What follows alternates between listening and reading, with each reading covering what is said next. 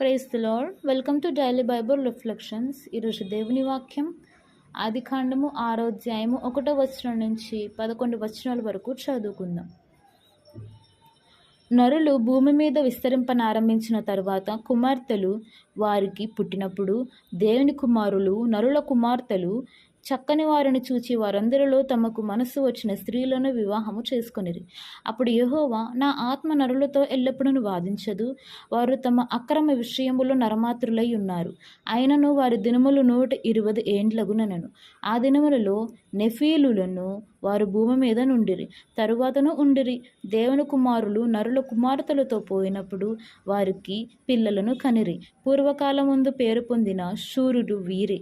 నరుల చెడుతనము భూమి మీద గొప్పదనియు వారి హృదయము యొక్క తలంపులలోని ఊహ అంతయు ఎల్లప్పుడూ కేవలము చెడ్డదనియు యెహోవా చూచి తాను భూమి మీద నరులను చేసినందుకు యెహోవా సంతాపము నొంది తన హృదయములో నొచ్చుకొనెను. అప్పుడు యెహోవా, నేను సృజించిన నరులతో కూడా జంతువులను, పురుగులను, ఆకాశ పక్షాదులను భూమి మీద నుండుకుండా తుడిచివేయుదును. ఏలయనగా నేను వారిని సృష్టించినందుకు సంతాపము నొంది ఉన్నానెను.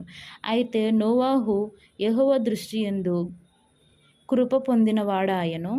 నోవాహు వంశవళి ఇదే. నోవాహు నీతిపరుడును తన తరములో నిందారహితుడునయ్యుండెను. నోవాహు దేవునితో కూడా నడిచినవాడు. షేము, హాము, యాపేతను 3 కుమారులను నోవాహు కనెను. భూలోకము దేవుని సన్నిధిని చెడిపోయి ఉండెను. భూలోకము బలాత్కారముతో నిండి ఉండెను. చదవబడిన వాక్యం దేవుడు దీవించి ఆశించును గాక. ఆమేన్.